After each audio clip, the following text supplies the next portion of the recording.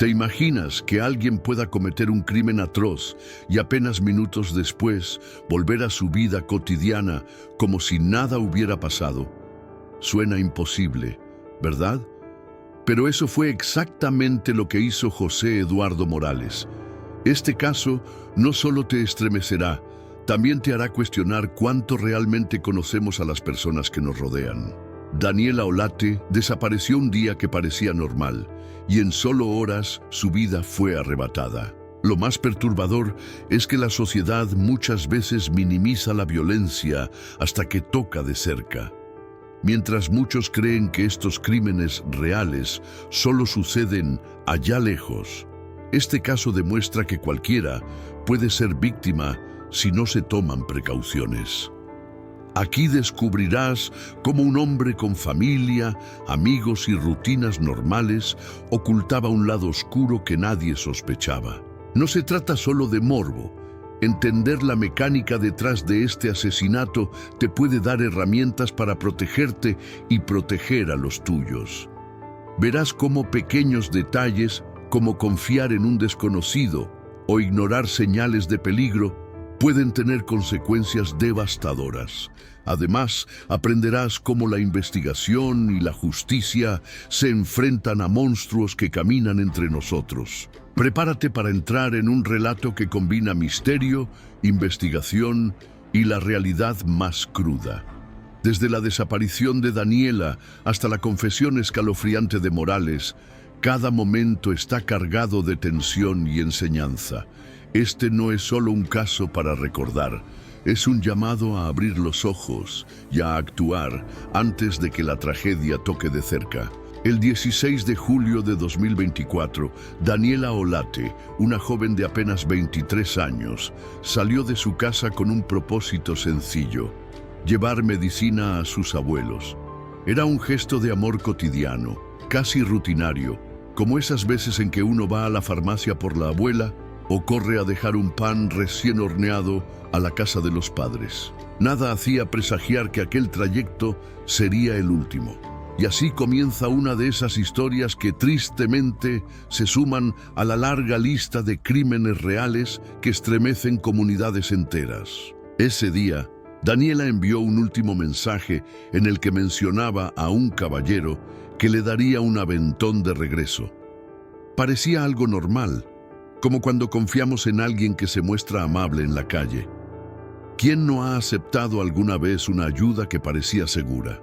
El detalle es que en la vida lo que parece cordial puede esconder intenciones oscuras, y aquí se abrió un punto sin retorno.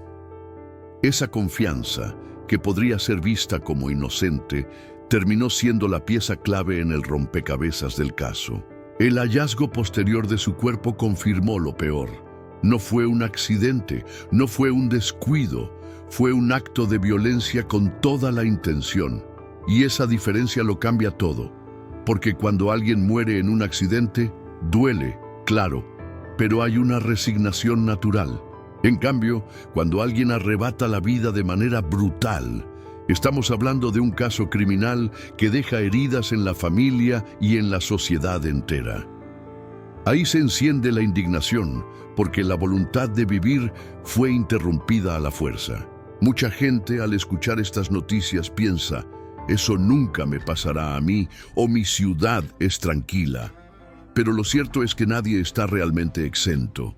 En ciudades grandes y pequeñas, los crímenes reales acechan en los lugares menos pensados. Un ejemplo práctico: si hoy alguien te ofrece llevarte a casa, ¿qué harías?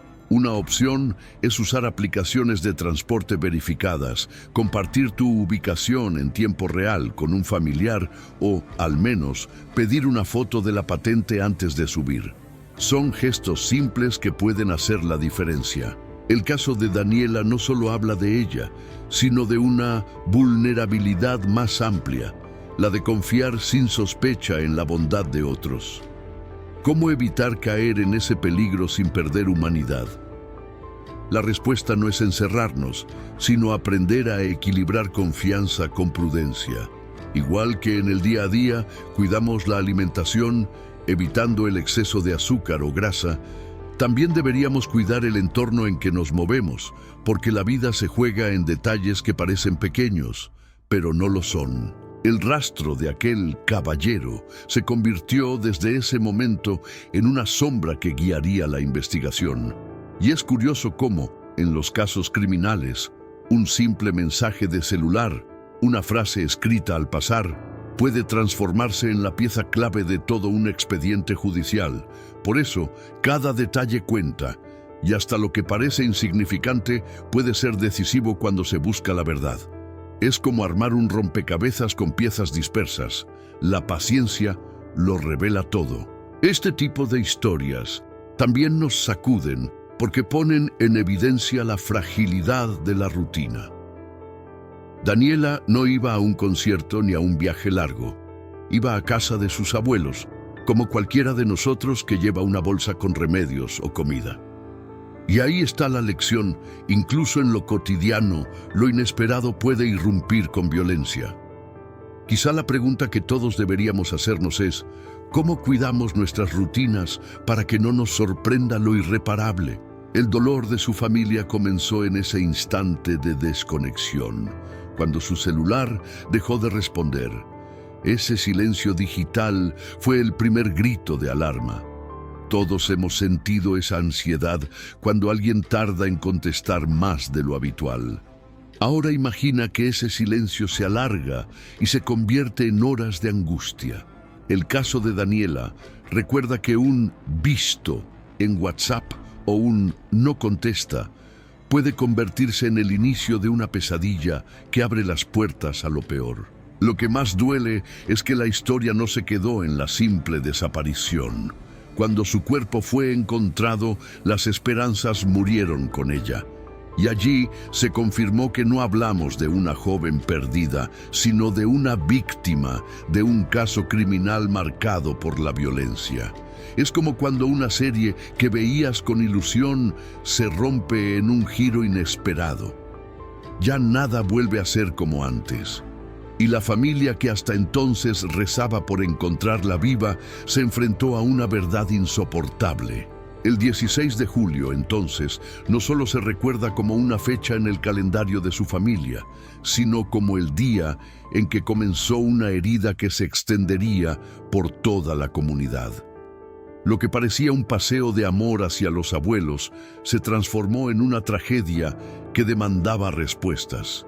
Y ahí es donde la historia conecta con lo que vendría después. Entender quién era Daniela, qué sueños tenía y cómo su vida tan prometedora fue interrumpida de manera cruel.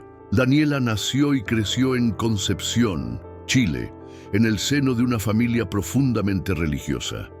Era la segunda de 3 hermanas, ese lugar intermedio que muchas veces obliga a desarrollar paciencia, equilibrio y un rol de puente entre la mayor y la menor. En las sobremesas familiares solía escucharse el murmullo de oraciones, cantos en misa y conversaciones cargadas de fe. Ese ambiente no solo la moldeó en valores, sino que también le dio una visión del mundo basada en la ayuda al prójimo. Quienes la conocieron la describen como una muchacha dulce, tranquila y siempre dispuesta a tender la mano. En la escuela, si alguien olvidaba el cuaderno, era Daniela quien compartía el suyo. Si una compañera lloraba, ella estaba ahí, escuchando sin juzgar. Esos pequeños gestos que parecen simples son los que realmente construyen la esencia de una persona. Y curiosamente, en muchos casos criminales, la víctima suele ser alguien con una vida marcada por la bondad, lo que hace la injusticia aún más dolorosa. Al principio soñaba con ser veterinaria, movida por su amor a los animales. De hecho, alguna vez cuidó a un perro callejero que llegó herido a la puerta de su casa. Le dio agua, improvisó una camita y lo llevó a un refugio. Ese tipo de acciones reflejan la nobleza de su carácter. Sin embargo, el camino de la vida la llevó a estudiar en el área de salud, enfocándose en el laboratorio clínico y en el banco de sangre. Un espacio donde la precisión y la responsabilidad pueden marcar la diferencia entre la vida y la muerte. Su elección no fue casualidad. Trabajar en un laboratorio exige disciplina, compromiso y una capacidad inmensa para manejar detalles que otros podrían pasar por alto. ¿Has pensado alguna vez en la persona que analiza una gota de sangre que puede salvar a un paciente en urgencias? Ese era el rol que Daniela aspiraba a cumplir. No buscaba aplausos ni reconocimiento público, sino aportar desde lo invisible, desde ese trabajo silencioso que sostiene la vida de miles de personas cada día. Esa dualidad, la niña sensible y la profesional en formación, hacía de ella alguien especial, porque no se trataba solo de soñar con una carrera, sino de vivir con propósito. Y aquí hay una enseñanza práctica. Cuando alguien elige un camino de vida, debería preguntarse qué impacto quiero dejar en otros. Daniela lo tenía claro: servir, ayudar, dar alivio. Algo que muchas veces olvidamos en medio de la prisa y el egoísmo del mundo moderno. La comunidad religiosa en la que creció también fue clave. Allí aprendió que el bien no se negocia y que el amor al prójimo va más allá de discursos. Por eso, su desaparición y posterior asesinato no solo quebraron a su familia, sino que golpearon a todos los que la veían como un ejemplo vivo de esos valores. En este tipo de crímenes reales, el dolor se multiplica porque no se pierde únicamente a una persona, sino a un símbolo de esperanza dentro de la comunidad. Lo curioso es que su personalidad tranquila contrastaba con una gran fortaleza interior. Daniela no era de las que alzan la voz fácilmente, pero cuando veía injusticias, sabía defender lo correcto. Esa capacidad de mantener la calma en medio de la tormenta es un valor raro y valioso. Como ejemplo práctico, piensa en alguien que en medio de un problema familiar no grita, sino que propone soluciones. Esa era ella, el bálsamo en medio de los conflictos cotidianos. El rol de segunda hija también influyó en su carácter. No cargaba con las expectativas de la primogénita ni con la protección de la más pequeña. Más bien, aprendió a negociar, a escuchar y a buscar espacios de equilibrio. Muchos estudios muestran que los hijos de en medio suelen desarrollar habilidades de mediación y empatía. Daniela era prueba de ello. Sabía unir a la familia en momentos de tensión, lo que la hacía indispensable en su entorno más cercano. Y mientras estudiaba, no dejaba de lado sus convicciones personales. Soñaba con un futuro en el que pudiera sostener a sus padres y dar un buen ejemplo a sus hermanas. Esa mezcla de sueños profesionales y responsabilidades familiares la hacía madura para su edad. Por eso su historia no se limita a un nombre en los titulares, sino a una joven con proyectos y metas que quedaron truncados. Cada vez que recordamos eso, entendemos la magnitud de lo que se perdió en este caso criminal. El legado de Daniela, aunque interrumpido de forma abrupta, sigue vivo en los recuerdos de quienes la conocieron. Su dulzura, su fe y su vocación son parte de esa memoria que se niega a ser silenciada. Y aquí es donde la historia empieza a tensarse más, porque su desaparición no fue la de alguien anónimo, sino la de una joven que tenía todo un camino por recorrer. Ese contraste entre su vida prometedora y el final cruel abre la puerta al relato de lo que ocurrió aquel día en que salió rumbo a la casa de su abuela. El día de su desaparición no era un día cualquiera. Era una festividad religiosa, de esas que en muchas familias chilenas se viven con solemnidad y unión. Mientras algunos se preparaban para ir a misa o a visitar a los abuelos, Daniela tomó una decisión sencilla: llevar sola los medicamentos a su abuela. Su hermana Constanza, más enfocada en los estudios, se quedó en casa. Y ahí se marcó el destino, en esa bifurcación tan cotidiana que a veces cambia el rumbo de todo. Alrededor del mediodía, Daniela envió un mensaje que a primera vista parecía tranquilo. Avisaba que un hombre amable le daría un aventón de regreso. ¿Quién no lo ha hecho? A veces aceptamos un viaje de un vecino, de un conocido de la familia, de alguien que parece confiable. Es esa confianza social que nos permite vivir en comunidad. Pero ese mismo acto, en este caso criminal, se transformó en el inicio de una pesadilla. Lo más inquietante fue el silencio posterior. Su celular, que hasta entonces respondía con naturalidad, dejó de contestar. Ese vacío digital se convirtió en la primera alerta. Todos hemos sentido esa inquietud cuando alguien cercano no responde a un mensaje importante. En el caso de Daniela, esa espera se prolongó más de lo soportable y la familia empezó a entender que algo estaba muy mal. Así, un simple celular apagado pasó a ser la primera señal de alarma en esta historia. La familia no se quedó quieta. De inmediato comenzó a llamar a conocidos, a preguntar si alguien la había visto. Pusieron publicaciones en redes sociales, compartieron fotos recientes y en cuestión de horas la búsqueda se hizo pública. Aquí hay un ejemplo práctico. En una desaparición, lo más importante es la rapidez. Difundir en grupos locales de WhatsApp o redes barriales puede marcar la diferencia entre encontrar pistas a tiempo o perder horas valiosas. El contraste entre la calma inicial y la angustia posterior es lo que más impresiona. Daniela salió confiada, como quien va a cumplir una tarea rutinaria, y en pocas horas, esa normalidad se transformó en angustia colectiva. Y así sucede en muchos crímenes reales. La cotidianidad se rompe en segundos, y lo que parecía un día común se convierte en una tragedia que nadie anticipó. Ese quiebre es lo que deja a las familias descolocadas, atrapadas entre la esperanza y el miedo. Las autoridades fueron contactadas rápidamente, pero cualquiera que haya pasado por un proceso así sabe que el tiempo nunca parece suficiente.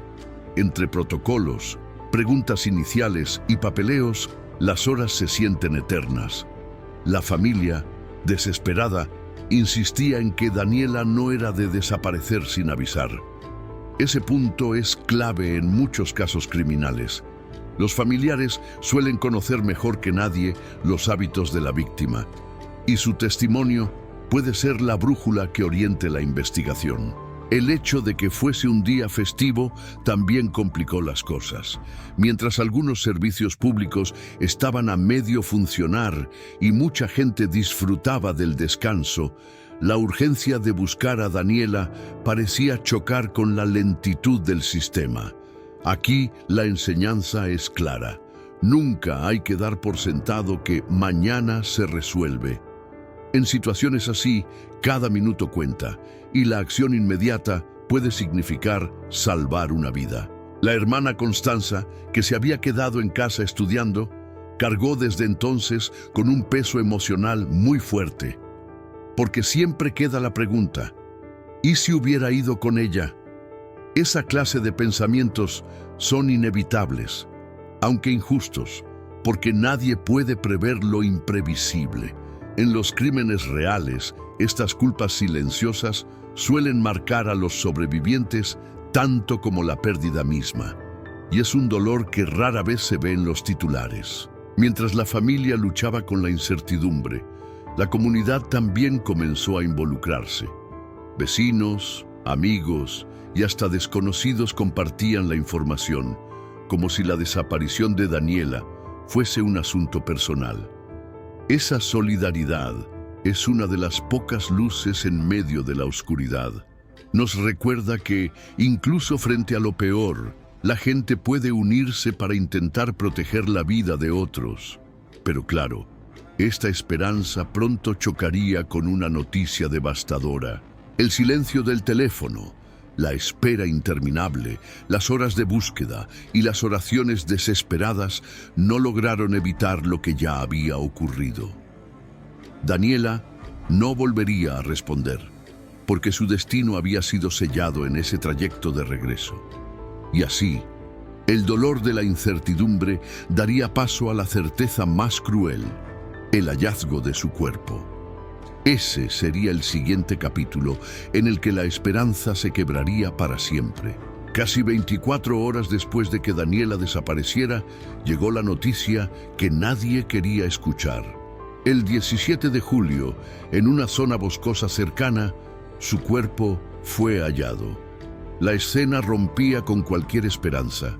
No se trataba de alguien perdido en el camino, ni de un accidente fortuito, sino de un acto violento. Y ahí es cuando un caso criminal deja de ser rumor y se convierte en un hecho incontestable. El hallazgo no solo golpeó a la familia, sino que sacudió a toda la comunidad. Todos esos vecinos que habían compartido publicaciones, que habían rezado o que habían salido a buscar, sintieron que el esfuerzo se derrumbaba. Es como cuando toda una ciudad se une para apagar un incendio y al final solo quedan cenizas. El vacío de saber que Daniela estaba muerta cambió la dinámica del dolor. Ya no era la incertidumbre, era la certeza. La brutalidad del ataque se reflejaba en los signos visibles de violencia. No había espacio para interpretaciones suaves ni para ilusiones de accidente. La crudeza de la escena cerraba cualquier margen de duda. Y aquí hay algo duro de aceptar.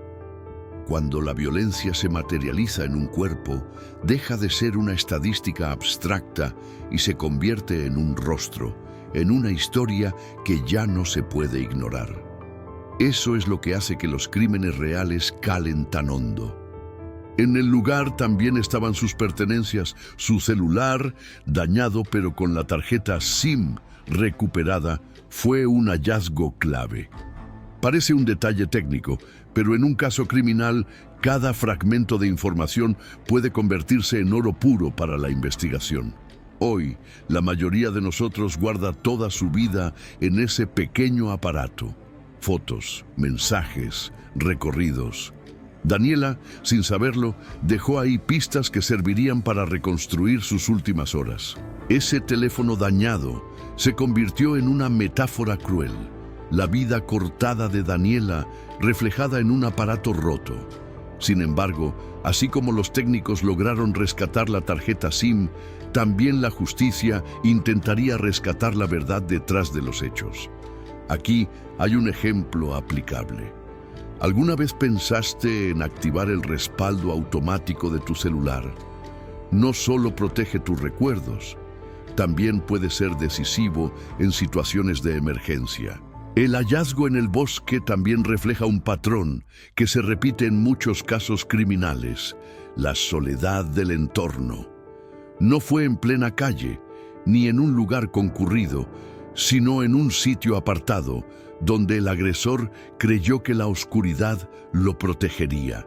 Ese detalle es importante porque nos recuerda la importancia de estar atentos a los espacios por los que transitamos. No se trata de vivir con miedo, sino de elegir con cuidado los caminos, sobre todo en horarios vulnerables. Para la familia, llegar al lugar y confirmar lo que ya temían fue un golpe demoledor. La esperanza que los había sostenido se rompió de golpe, y en esos momentos las preguntas son inevitables. ¿Por qué ella? ¿Qué hizo para merecer esto? Preguntas sin respuesta que solo multiplican el dolor. En los crímenes reales, el sufrimiento de la familia se convierte en una cadena interminable que acompaña toda la vida. La comunidad, al conocer la noticia, respondió con indignación y rabia. No se trataba solo de Daniela, se trataba de un símbolo. Cualquiera de las hijas, sobrinas o hermanas del barrio podía haber estado en su lugar. Esa identificación colectiva es lo que transforma un hecho aislado en una herida social. Y es ahí donde los casos criminales empiezan a presionar a las autoridades, porque ya no se trata solo de un expediente, sino de la paz de una ciudad entera. El bosque, que tantas veces había sido un espacio de calma, quedó manchado para siempre en la memoria de la gente. Nadie volvió a verlo de la misma manera. Es curioso cómo los lugares cambian su significado cuando son escenario de un crimen. Un parque, una calle, una plaza, todos pueden transformarse en recordatorios dolorosos. Y en este caso, ese paisaje natural se volvió un recordatorio permanente de la violencia que interrumpió la vida de Daniela. Lo que se descubrió en ese lugar no solo cerró la búsqueda, sino que abrió un nuevo capítulo: el inicio de la investigación formal. Con las pruebas encontradas, el camino se dirigía hacia una pregunta inevitable: ¿quién fue el responsable? Y ahí comenzaría una carrera contra el tiempo, en la que cámaras, rastreos de geolocalización y testimonios se convertirían en herramientas decisivas para desenmascarar al culpable. La investigación arrancó con una pieza clave: la tecnología. Gracias a la geolocalización del celular de Daniela y al rastreo de cámaras de tránsito y seguridad, los investigadores comenzaron a reconstruir sus últimos movimientos. Es impresionante cómo, en los casos criminales modernos, el celular se convierte en un testigo silencioso. No habla, no grita, pero guarda rutas, llamadas y mensajes que pueden desatar la verdad. Con esos datos, pronto identificaron un vehículo sospechoso, un automóvil rojo que había recogido a Daniela. En las imágenes se veía claramente que no estaba sola. La cámara la mostraba en el asiento del copiloto junto al conductor. Ese registro derrumbó cualquier duda y marcó un antes y un después en el proceso.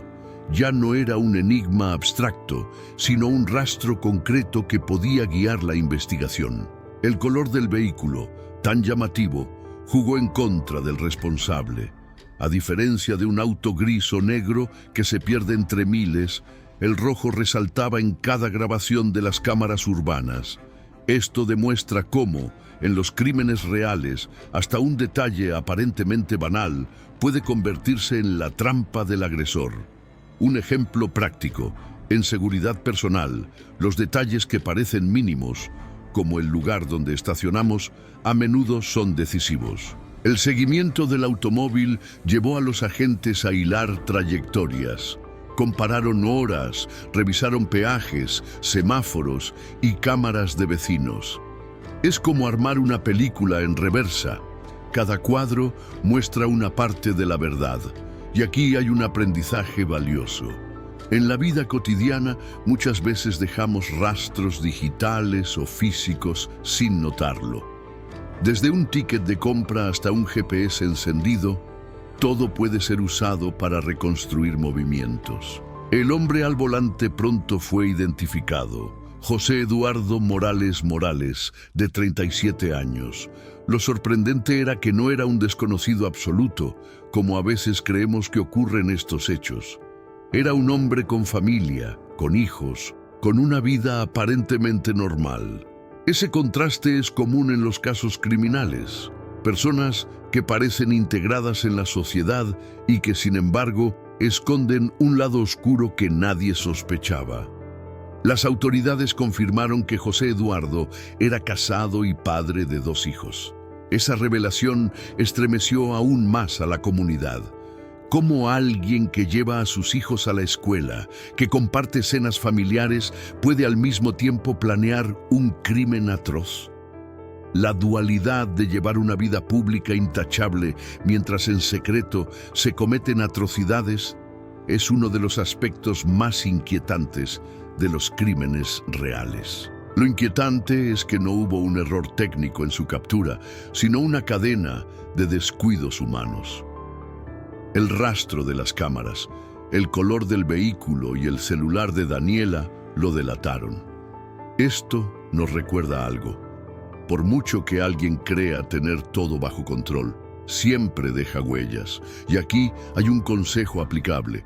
Cuando transites de noche, procura hacerlo por calles iluminadas o con cámaras cercanas. Esos detalles pueden salvar vidas. La identificación del sospechoso abrió paso a una etapa crítica: comprobar que no solo era el último en verla, sino que estaba directamente involucrado en el crimen. Para eso, los investigadores cruzaron datos con testimonios de vecinos y registros digitales. En los casos criminales, La fuerza de la evidencia radica en la convergencia. Cuando todo apunta en la misma dirección, la verdad deja de ser discutible. La figura de José Eduardo comenzó a perfilarse como la pieza central del rompecabezas. Ya no era solo el hombre del auto rojo, ahora era el principal sospechoso de un crimen brutal. Su vida familiar contrastaba con la violencia ejercida, y ese contraste atrajo aún más la atención pública. La pregunta que flotaba en el aire era inevitable. ¿Qué llevó a alguien así a cometer semejante acto? Ese interrogante cargado de misterio y rabia marcaría el rumbo de lo que vendría, porque una vez identificado, el siguiente paso sería confrontarlo directamente. Y así, la historia pasaría de las pistas tecnológicas y las grabaciones de cámaras a un capítulo aún más escalofriante, el momento en que las autoridades lo arrestaron frente a su propia familia. El 20 de julio, apenas 4 días después de la desaparición de Daniela, la policía detuvo a José Eduardo Morales. Lo encontraron conduciendo el mismo vehículo rojo, acompañado nada menos que por su esposa y sus 2 hijos. Esa escena fue tan impactante como perturbadora. El hombre que había quitado la vida a una joven iba por la vida como si nada, cumpliendo con sus rutinas familiares. Un contraste brutal que caracteriza muchos crímenes reales. La detención ocurrió en plena vía pública, sin resistencia. Los oficiales lo bajaron del auto frente a la mirada desconcertada de su familia. Imagina por un momento el choque de esos niños que veían cómo su padre, el mismo que los llevaba al colegio, era esposado por la policía. Esa dualidad es uno de los aspectos más crueles en los casos criminales. El monstruo y el padre conviven en la misma persona. El vehículo fue requisado de inmediato, buscando rastros de sangre, fibras o cualquier evidencia que confirmara lo que ya parecía evidente. Aquí hay algo curioso. Muchos criminales creen que limpiando un coche o cambiando una alfombra pueden borrar su rastro. Pero en la práctica, la ciencia forense suele ser implacable. Un ejemplo claro: una simple gota de sangre, invisible a simple vista, puede delatar un crimen incluso años después. Ya bajo custodia, Morales mostró una frialdad escalofriante. No hubo llanto, ni negaciones desesperadas, ni siquiera un gesto de arrepentimiento. Su actitud sorprendió a los investigadores. Hablaba con calma, como quien relata un día de trabajo. Este tipo de comportamientos se ven en muchos crímenes reales, donde el culpable parece desconectado emocionalmente de lo que hizo, como si no comprendiera la magnitud de su acto. Durante el interrogatorio, confesó con detalle lo que había hecho. No se limitó a admitirlo, sino que narró paso a paso cómo mató a Daniela. Esa frialdad generó aún más indignación, porque no hablaba como alguien atormentado, sino como quien describe una tarea mecánica. Aquí hay un punto que todos deberíamos considerar. La verdadera peligrosidad no siempre está en quien grita, sino en quien actúa con calma y sin remordimiento. La noticia de la confesión se filtró rápidamente a la prensa, desatando un torbellino de reacciones. En redes sociales, la gente no podía creer que un hombre con una familia normal hubiese cometido algo tan atroz. Ese desconcierto es común en los casos criminales. Cuesta entender que la maldad pueda estar al lado nuestro, disfrazada de cotidianidad. Como cuando ves a un vecino amable y luego descubres que tenía una vida secreta oscura. Para la familia de Daniela, la confesión fue un golpe devastador. Hasta ese momento, quizá quedaba un resquicio de duda, una mínima posibilidad de que ella hubiese sido víctima de otra circunstancia. Pero con la frialdad del asesino admitiendo el crimen, no quedó espacio para ilusiones. Es como si un vidrio se rompiera en 1000 pedazos. Ya no hay manera de recomponerlo. Y en los crímenes reales, esa certeza duele más que la propia sospecha. El hecho de que lo arrestaran junto a su esposa e hijos también abrió otro capítulo de reflexión, porque esas vidas inocentes ahora cargaban con un estigma que no les pertenecía. Imagina a los niños creciendo con el recuerdo de aquel día, sabiendo que su padre no solo fue arrestado, sino que confesó un acto tan brutal. En muchos casos criminales, la familia del victimario también queda marcada para siempre, atrapada entre el rechazo social y la vergüenza. La justicia, por su parte, ganó una pieza clave para el proceso, una confesión directa. Eso no siempre ocurre, porque muchos sospechosos niegan hasta el final. Pero aquí, el propio Morales entregó el relato, lo que permitiría a los fiscales avanzar con más solidez en la acusación. Claro que una confesión no borra la herida, pero sí abre el camino para buscar justicia sin rodeos. Y así, con el asesino detenido y confesando sin remordimiento, el caso entraba en una nueva fase.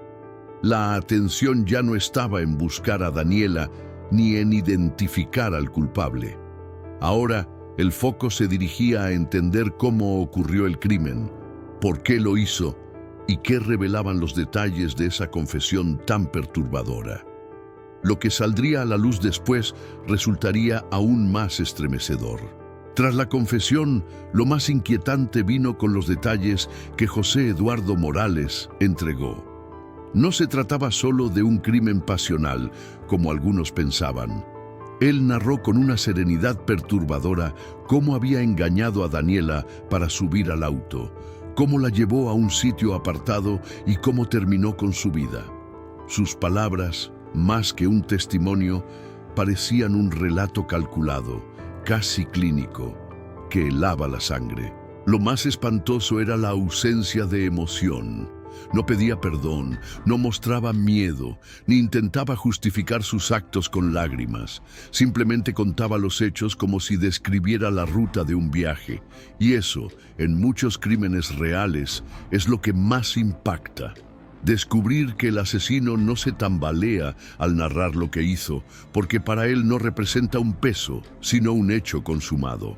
Los investigadores notaron que Morales no actuaba bajo impulso. Había planeado el encuentro con Daniela.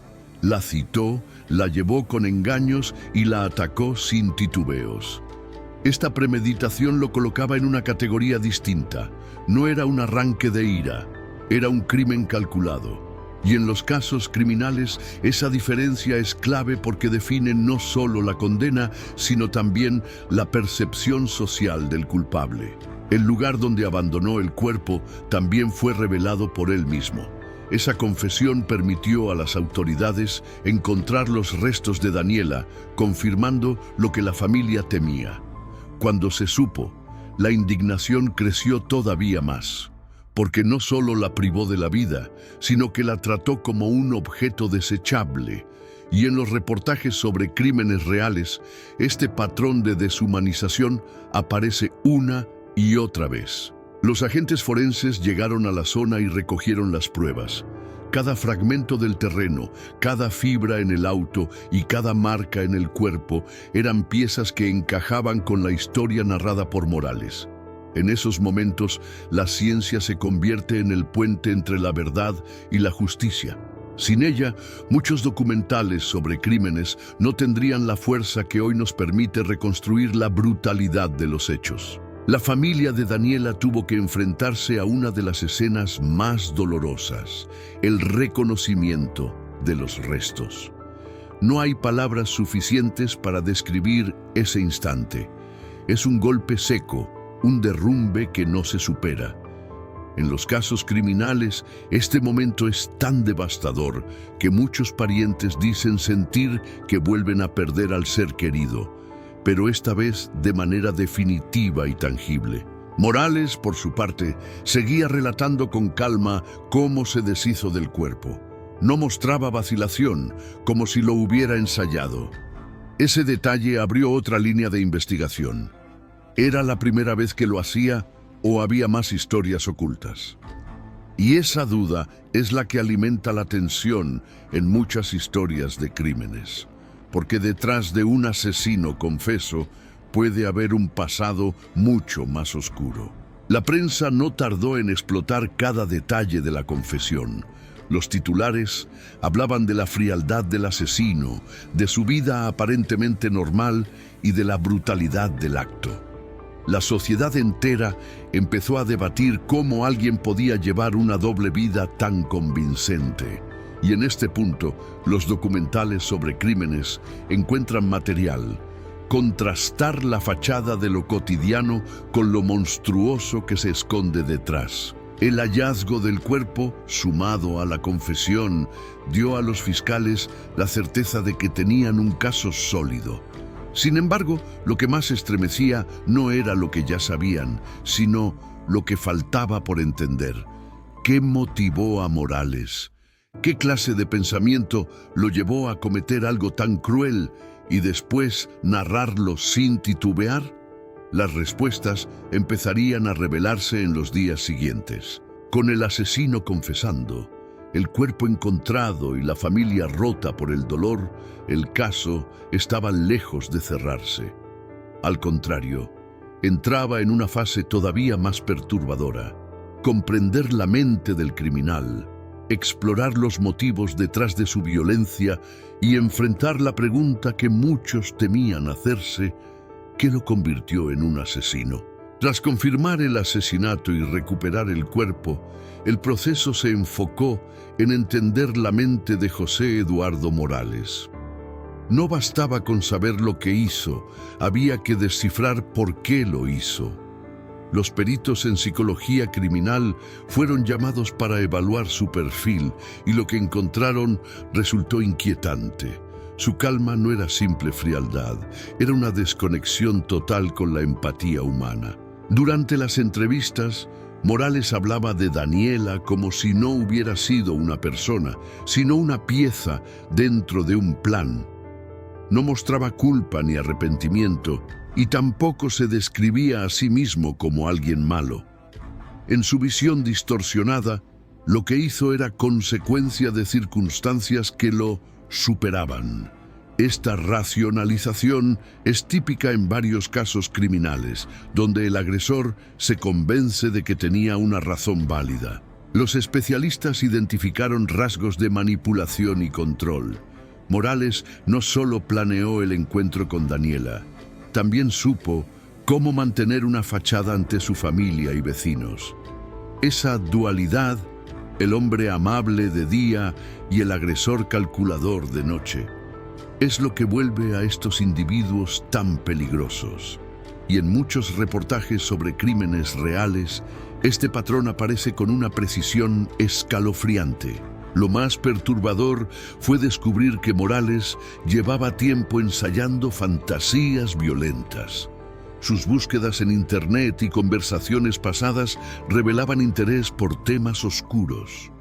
Los investigadores concluyeron que Daniela no fue una víctima elegida al azar, sino alguien que coincidió en el momento exacto con las obsesiones de su verdugo. Y en las historias de crímenes, este trasfondo suele marcar la diferencia entre lo fortuito y lo inevitable. En los interrogatorios, Morales insistía en que no era un asesino en el sentido estricto. Decía que no disfrutó lo que hizo, pero tampoco lo lamentaba. Esa contradicción abría la puerta a debates profundos sobre la responsabilidad, el libre albedrío y la salud mental. En los documentales sobre crímenes, este dilema se explora con intensidad porque cuestiona la esencia misma de la justicia. Mientras tanto, la familia de Daniela enfrentaba un segundo golpe: escuchar que el asesino no sentía culpa. Era un dolor renovado, una herida que se profundizaba con cada declaración. Para ellos, no había explicación que justificara lo que pasó. Y en muchos crímenes reales, la falta de remordimiento es lo que más atormenta a los sobrevivientes, porque equivale a escuchar que la vida perdida no significó nada para el culpable. Los fiscales aprovecharon esta evaluación psicológica para reforzar su acusación. Querían demostrar que Morales no actuó en un arranque emocional, sino con frialdad y planeación. Esa diferencia podía significar una condena más severa. En los casos criminales, cada detalle de la mente del agresor se convierte en un arma dentro de la sala de juicio. La prensa, por supuesto, siguió cada avance. Los titulares ahora no solo hablaban del crimen, sino de la personalidad del asesino. Lo pintaban como un monstruo silencioso, un hombre que caminaba entre todos con una máscara perfecta.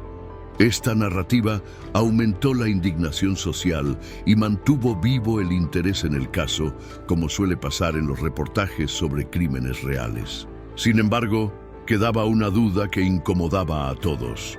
¿Morales había actuado solo esa vez o existía la posibilidad de que hubiera más víctimas? Su perfil, su calma y su preparación hacían pensar que no se trataba de un debut criminal. Esa pregunta abrió nuevas líneas de investigación que todavía hoy generan debate en torno a este caso.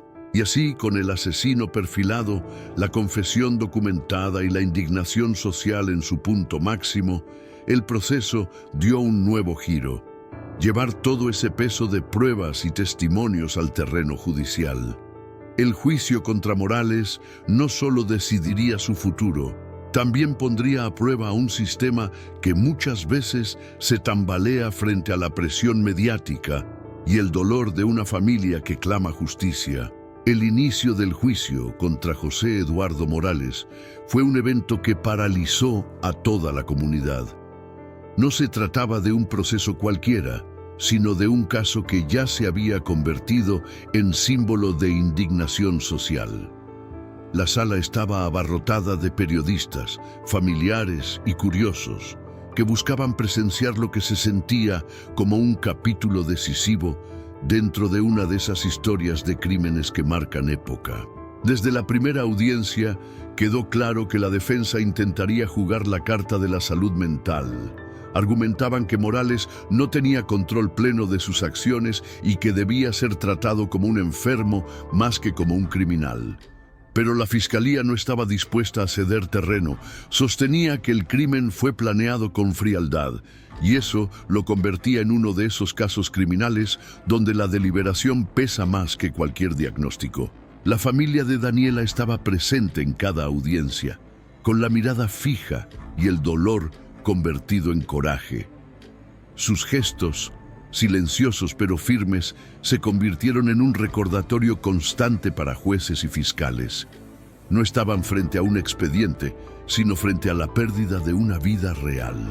Y en los reportajes sobre crímenes reales, esa tensión emocional es lo que mantiene a la audiencia pegada a cada detalle. La presión mediática era enorme.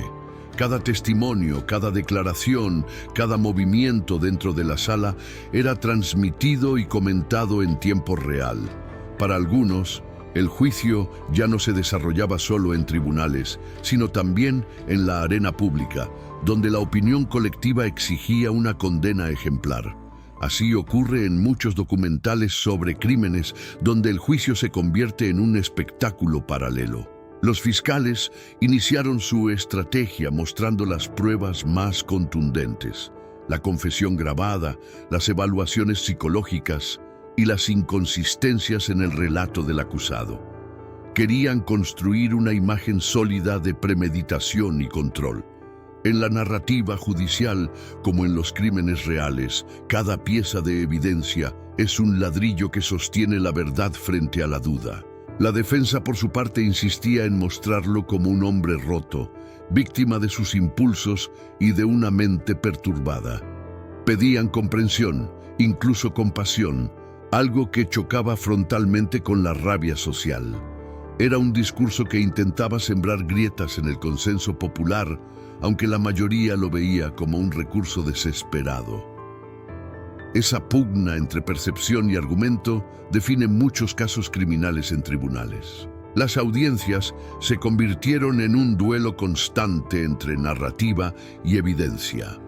Cada lado quería dominar la historia, porque al final un juicio también es eso, una batalla por el relato que se impone. En los reportajes sobre crímenes reales, esta lucha por controlar la versión oficial es uno de los elementos más fascinantes. Para la comunidad, asistir al juicio era como ver un espejo incómodo. De pronto, todos se preguntaban cómo alguien aparentemente normal podía ocultar semejante oscuridad. El caso no solo hablaba de morales, también obligaba a reflexionar sobre la fragilidad de la confianza en quienes nos rodean. Así lo plantean muchos documentales sobre crímenes, donde el asesino siempre parece el vecino menos sospechoso. A medida que avanzaban las sesiones, las emociones se intensificaban. Había lágrimas, gritos contenidos y silencios pesados que decían más que las palabras. El ambiente se cargaba de un dramatismo que trascendía lo legal, convirtiendo el juicio en un ritual colectivo de duelo y justicia. Un punto que diferencia este de otros crímenes reales es la manera en que la comunidad lo vivió como propio.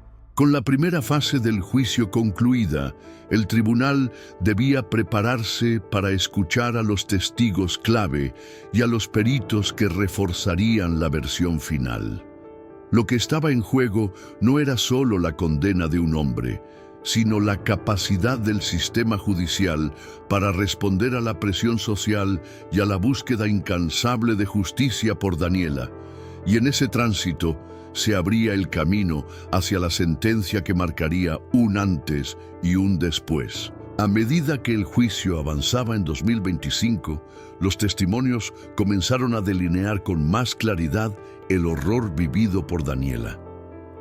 Amigos, familiares y expertos ofrecieron detalles que no solo reconstruían los hechos, sino que mostraban la humanidad de la víctima y el impacto profundo en quienes la conocieron. En los casos criminales, esta reconstrucción es crucial. No se trata solo de evidencias, sino de dar voz a quienes fueron afectados directamente. La defensa intentó cerrar la investigación en varias ocasiones, alegando que no había necesidad de prolongar el proceso. Sin embargo, los fiscales y la familia de Daniela se opusieron. Mantener el caso abierto era vital para que cada detalle fuera explorado y documentado. Esta insistencia muestra cómo, en muchos crímenes reales, la persistencia de la víctima indirecta y de la sociedad es clave para que se haga justicia. El tribunal decidió posponer el juicio de mayo a junio, lo que permitió que la investigación profundizara en las pruebas y en los testimonios. Cada aplazamiento, aunque frustrante, servía para asegurar que ningún detalle quedara sin examinar. En los reportajes sobre crímenes reales, estos retrasos son entendibles. La precisión y el rigor son más importantes que la rapidez. Los peritos reforzaron sus informes sobre el perfil psicológico de Morales y la mecánica del crimen. Cada análisis mostraba la frialdad con que actuó y la planeación que había detrás de sus movimientos. Esa información no solo servía para condenarlo, sino también para educar sobre patrones de comportamiento peligrosos que podrían ayudar a prevenir futuros casos criminales. La familia de Daniela seguía siendo el centro emocional del juicio. Su fortaleza y dignidad frente al dolor eran inspiradoras, aunque desgarradoras. En muchos documentales sobre crímenes se observa cómo el coraje de los familiares contribuye a mantener la atención pública y garantizar que la justicia no se diluya. Los abogados del acusado intentaron matizar la responsabilidad, pero la evidencia y la narrativa de los testigos eran abrumadoras. La combinación de confesión, hallazgos forenses y reconstrucción del crimen no dejaba margen de duda. Así ocurre en los casos criminales más sólidos. La convergencia de pruebas hace que las defensas pierdan fuerza. Entre los testimonios, los más impactantes fueron los de quienes conocieron a Daniela en su vida cotidiana. Hablaron de su bondad, su disposición a ayudar y su compromiso con la familia. Estos relatos humanizaban a la víctima y recordaban que detrás de cada crimen real hay una vida truncada, no solo estadísticas frías. Cada sesión del tribunal fortalecía la sensación de que la justicia estaba siendo servida. Sin embargo, la tensión permanecía porque nadie podía olvidar que la violencia había tenido un rostro y un nombre. La experiencia colectiva de este caso mostraba cómo los reportajes sobre crímenes reales conectan emocionalmente con la audiencia al combinar hechos y humanidad. Mientras tanto, la opinión pública mantenía su presión. La comunidad seguía involucrada, consciente de que el caso de Daniela no solo era suyo, sino de todos. Este apoyo constante es un recordatorio de que en muchos crímenes reales, la participación social puede marcar la diferencia en la obtención de justicia y en la prevención futura. Y así, con la investigación avanzada, el juicio en curso y la comunidad expectante, el caso de Daniela seguía dejando enseñanzas dolorosas pero esenciales. La vida de la víctima, la frialdad del asesino y la resiliencia de la familia se entrelazaban en un relato que no solo buscaba condena, sino también reflexión profunda sobre la seguridad, la empatía y la responsabilidad colectiva. Ahora que conoces cada detalle del caso de Daniela Olate, es momento de reflexionar. ¿Qué habrías hecho tú si estuvieras en su lugar? ¿Crees que alguien así podría ocultar su verdadera naturaleza a tu alrededor? Este caso nos recuerda que la seguridad personal y la prevención son responsabilidad de todos. ¿Qué medidas tomarías para proteger a tus seres queridos de situaciones inesperadas? Déjanos tus ideas y consejos en los comentarios. Tu experiencia puede marcar la diferencia para otros. Además, si te impactó la frialdad del asesino y la forma en que la justicia avanzó, comparte tu reflexión sobre la importancia de un sistema judicial sólido y la participación de la comunidad. Recuerda suscribirte al canal y activar la campanita de notificaciones para no perderte los próximos reportajes sobre crímenes y casos reales que impactan, enseñan y alertan. Cada video es una oportunidad de aprender y actuar, y queremos que formes parte de esta comunidad informada y consciente.